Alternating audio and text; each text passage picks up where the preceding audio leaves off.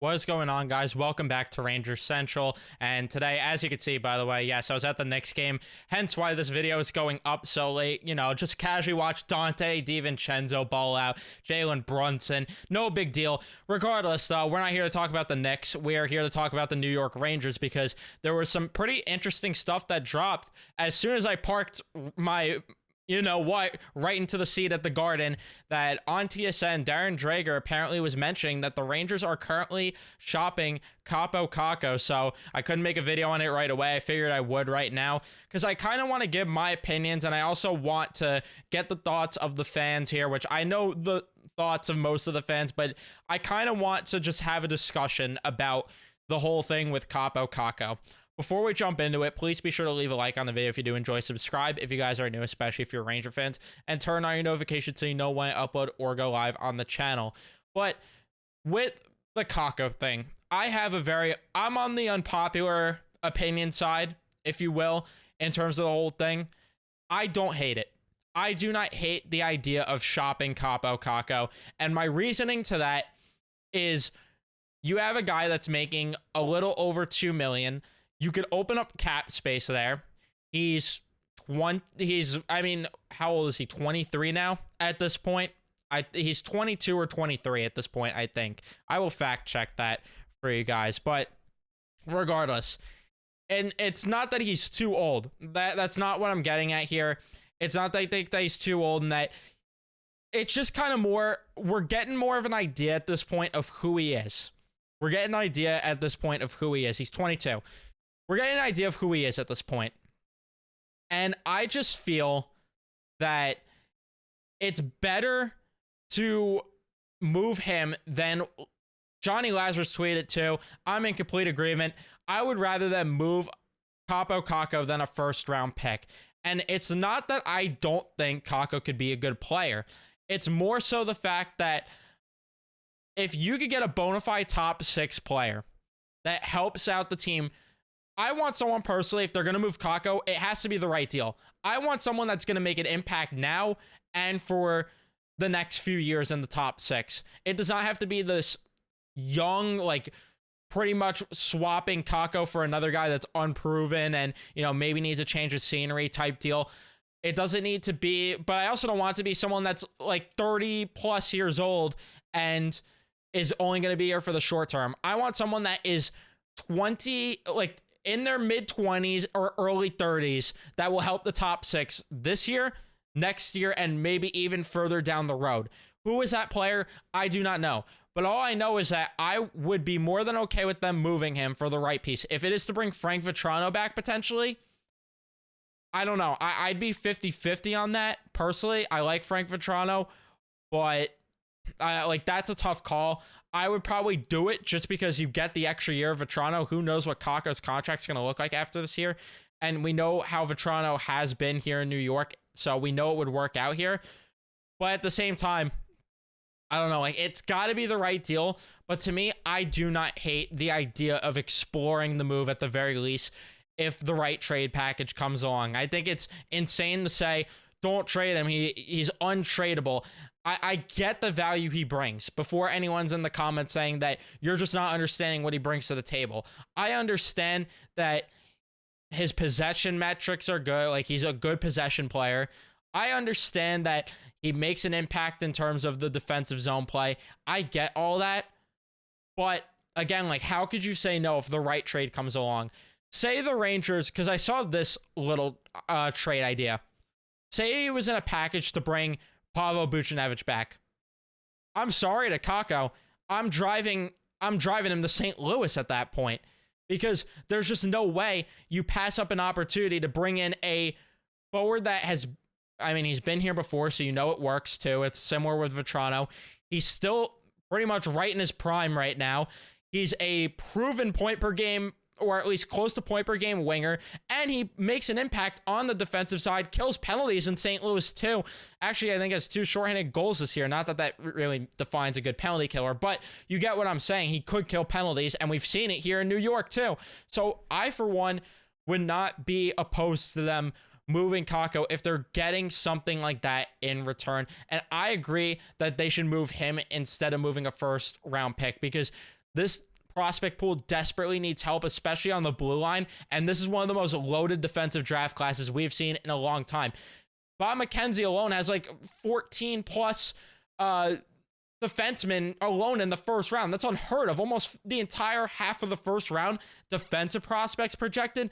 That's unheard of from what we've seen in recent drafts. So that could completely change the dynamic in terms of what the Rangers do going forward too. It gives them depth in the prospect pool as well. And say this too.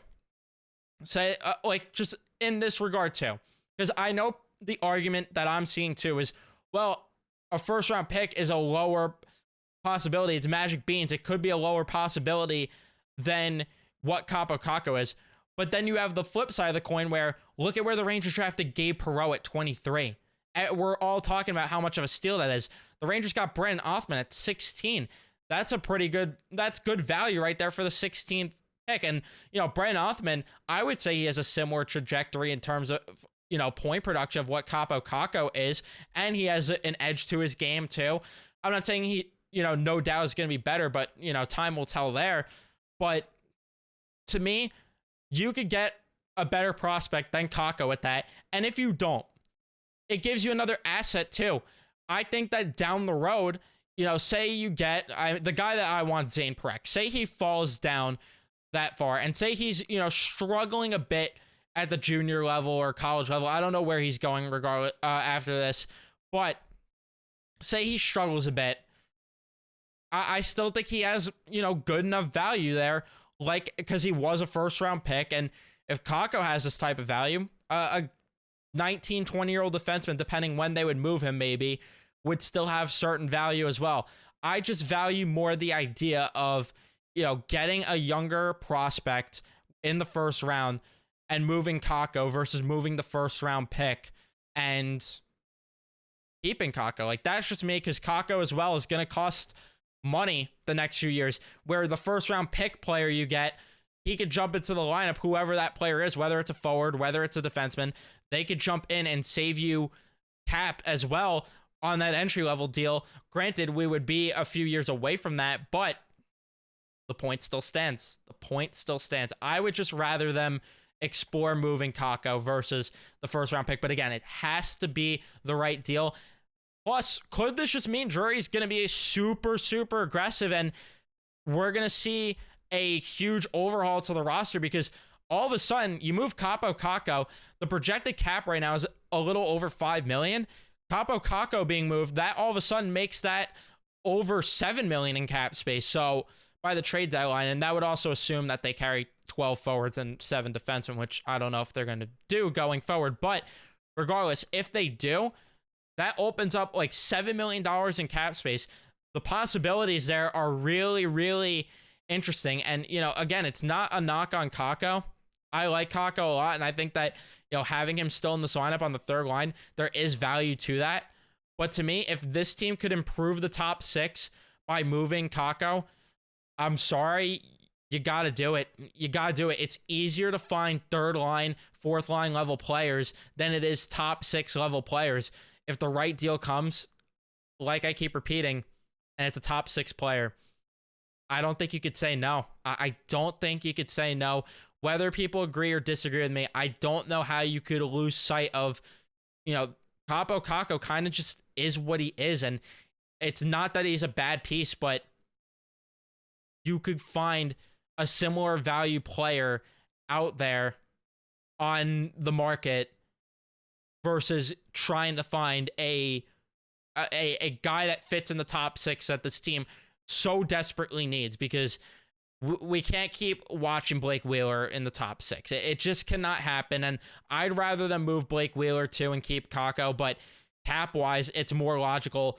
I mean, realistically, in an ideal world, maybe they could upgrade from both, you know, waive Wheeler, get a good third line level winger, and then get a new top 6 winger.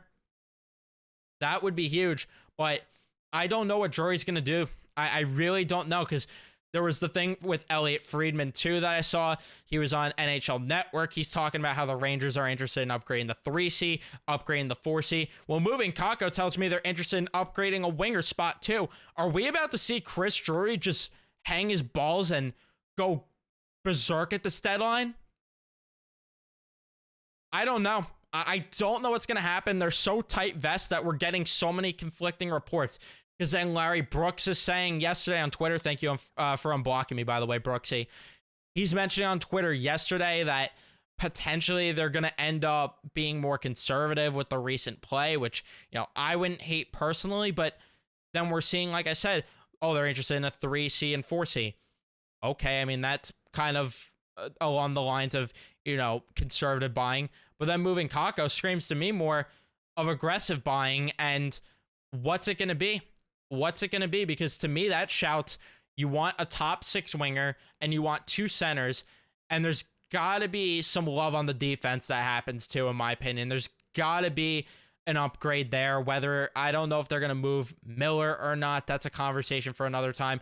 But at the very least, I would like to see Gustafsson out of the lineup at this point because he's not killing penalties. He's not even on the power play anymore. What is Eric Gustafsson bringing to the lineup at this point outside of like decent offense and 5v5? And I don't know, like now with the D pair switches him away from Schneider, it's not really doing any favors.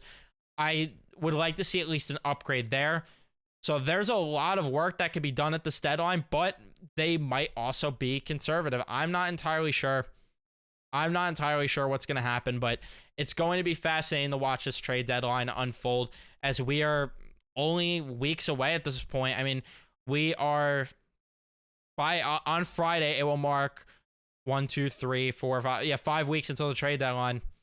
Time moves quick. Time is moving quick, and you know, we'll have to wait and see what happens. But long story short, if the right deal comes along, I think Kakko should be moved. I do. And I know it's the unpopular opinion, but I just think if you get a bona fide top 6 player, it's got to happen. Gotta. But let me know your thoughts in the comment section down below. I would love to hear from you guys, your thoughts. Don't forget to leave a like if you haven't already. Don't forget to subscribe if you haven't already. We're on the road to 2K subs, so I appreciate all the support we get here. And yeah, we'll be talking more soon because this is getting interesting here, these trade rumors. And for all we know, I'm going to wake up tomorrow, probably late, and see a trade happen. Who knows? Who knows what's going to happen? But we'll see what happens, and I will see you guys in the next one. Let's go, Rangers.